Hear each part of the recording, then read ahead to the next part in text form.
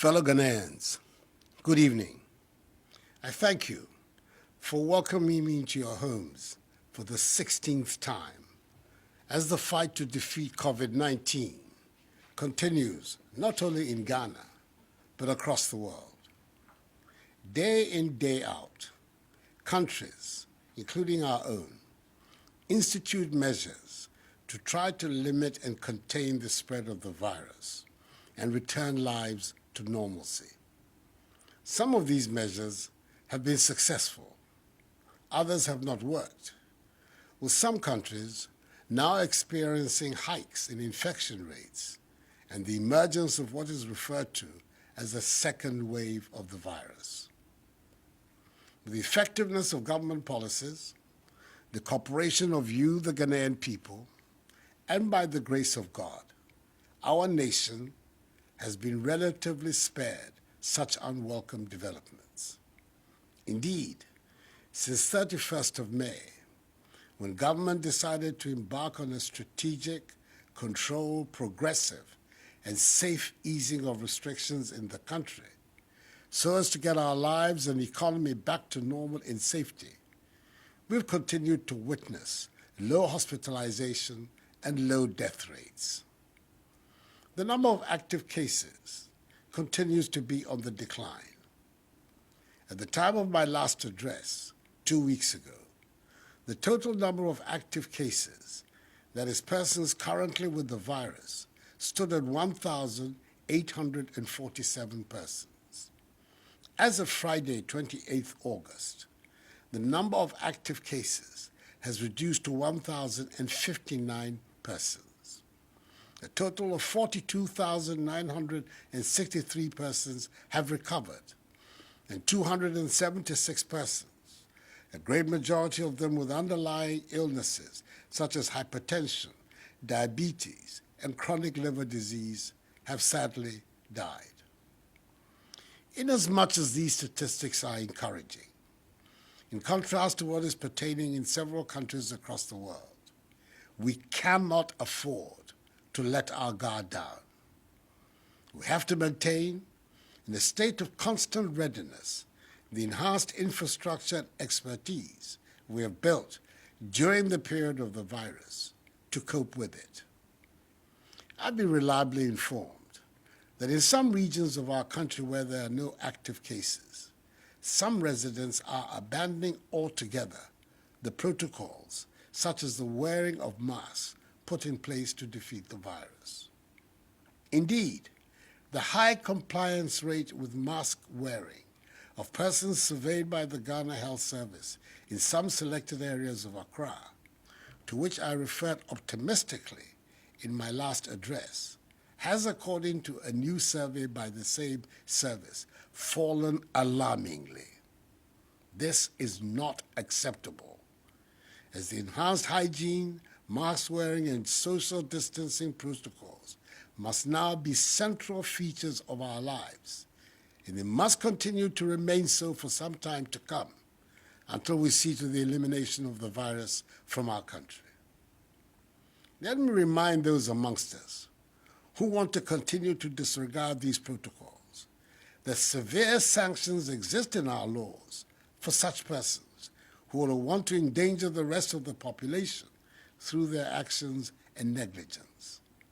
The law enforcement agencies will, where necessary, apply these measures without fear or favor, ill will or malice, and without recourse to a person's ethnicity, gender, or religion.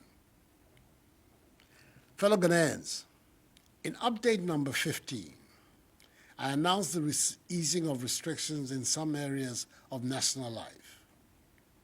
I also indicated my hope that preparations and simulation exercises underway, including the installation of COVID-19 testing facilities at Kotoka International Airport, would give us a clear indication as to whether or not we could reopen the airport on 1st September.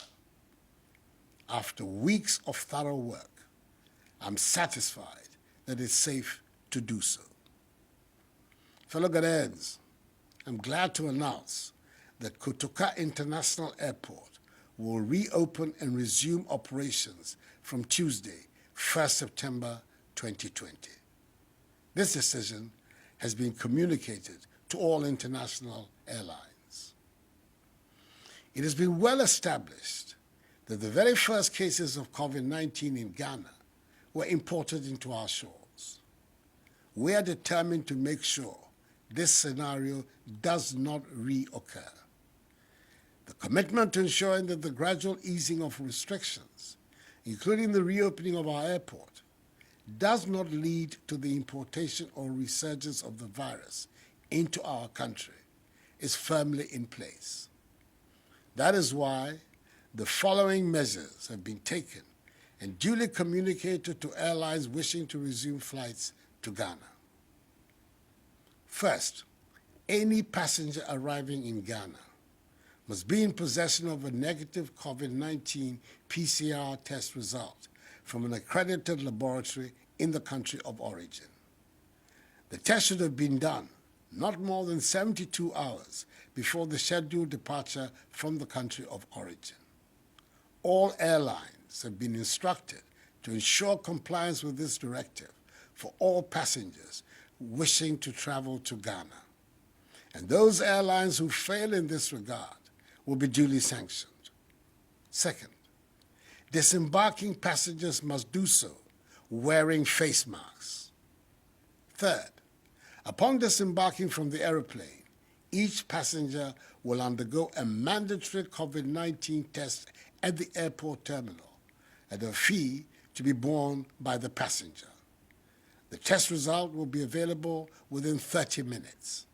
4, children under the ages of 5 will not be required to undergo testing at the airport. 5, passengers who test positive for COVID-19 will be handled by the health authorities for further clinical assessment and management. And 6, passengers who test negative can thereupon enter Ghana to go about their lawful activities and will be advised to continue to observe COVID-19 safety precautions during their stay in Ghana. The Ministries of Information, Health and Aviation and their respective agencies, the Ghana Health Service, the Ghana Airports Company Limited, and the Ghana Civil Aviation Authority, will spell out in further detail the protocols surrounding the reopening of our international airport and the procedures to be adhered to by passengers arriving in Ghana at the COVID-19 media briefing tomorrow, Monday, 31st of August. For the avoidance of doubt, our borders by land and sea will continue to remain closed to human traffic until further notice. Fellow Ghanaians, I'll now address the question of the reopening of our schools. With continuing students in the University of Cape Coast, the University of Health and Allied Sciences, technical universities, and some other colleges returning to school almost a week ago to finish their academic year, the decision has been taken by the Ghana Education Service, after consultation with the relevant stakeholders, for SHS2 and JHS2 students to return to school from 5th October to 14th December 2020 to complete their academic year. With junior high schools operating with class sizes of 30 and senior high schools with class sizes of 25, SHS2 and JHS2 students will be in school for 10 weeks to study and write their end-of-term examinations. SHS2 students in boarding houses are to return to their various dormitories on 5th October, whilst day students, respecting fully the COVID-19 protocols, will commute from home to their respective schools on the same date. Prior to reopening, all junior and senior high schools will be fumigated and disinfected. Just as was done in the case of final year university, JHS and HHS students, all JHS2 and SHS2 students, as well as all teaching and non-teaching staff, will be given reusable face masks. Each school will be provided with Veronica buckets, gallons of liquid soap, rolls of tissue paper, thermometer guns, and 200 milliliter containers of sanitizers. JHS2 students will be given one hot meal a day. Assemblies and sporting events remain banned, and the use by outsiders of school premises for other activities is still not allowed. We will continue to ensure that each school, which does not have its own sick bay, has been mapped to a health facility and care is provided to the sick by nurses assigned to them. The Ghana Education Service, after further consultations, has decided to postpone the remainder of the academic year for all nursery, kindergarten, primary, JHS1, and SHS1 students. The next academic year will resume in January 2021, with appropriate adjustments made to the curriculum to ensure that nothing is lost from the previous year. The relevant dispositions will also be made so that the presence at the same time in school of all streams of students can occur in safety. I appreciate fully the inconvenience and the financial burden the continued stay-at-home of children are posing to parents and guardians.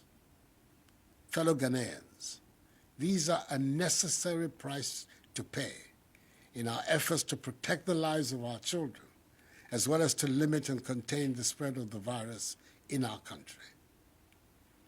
In the next couple of weeks, a decision will also be taken on the resumption of contact sports, including football, taking into consideration the imminent participation of our national teams in international competitions. As a known lover of football, I know how devastating its absence has been, and it is my hope that very soon we will all have the pleasure of playing and watching the beautiful game again. Until then, non-contact sports are the only sporting events permitted to take place. Beaches, pubs, cinemas, and nightclubs are still to remain closed until further notice. All other institutions that have been cleared to function are to continue to do so in strict adherence to the COVID-19 protocols. Enuanom, yɛayɛ nhyehyɛeɛ a ɛbɛma ebinada ebe yɛbɛsan abue Kotoka International Airport. Mesrɛ mo, paa sɛ yɛpɛ sɛ yɛpamo yare ɛfiri yɛn man mu a, yɛn nyinaa nhyɛ mask no sɛ yɛfiri fie a, ɛno na ɛbɛbɔ yɛn ne yɛn man no ɛho ban. Anyamime, wɔtɔ gbagya no, yi ha wɔ gbɛ, ni wɔgbele Kotoka International Airport ekun jufo ni bane. Mi panyefai. Ke lele, monta ni wo shwe helane ke je wo mane miye. Wo fe wo maske ke wo shishia. No ni ba wo ke wo man. Fellow Ghanaians, the difficulties imposed on our everyday lives and the impact COVID-19 has had on our livelihoods must serve as sufficient motivation for us all to continue to adhere to the enhanced hygiene, mask wearing, and social distancing protocols that must characterize our daily routines in this country. The more we adhere, the sooner we defeat the virus and return to our normal way of life. I'm confident that this can be soon. This challenge is not insurmountable. We can do it. We have it in us to surmount any challenge if we put our hearts and minds to it. Whilst at it, let us continue to pray to Almighty God to keep a benevolent eye on us and keep us from harm. This too shall pass, for the battle is the Lord's. May God bless us all in our homeland, Ghana, and make her great and strong. I thank you for your attention and have a good night.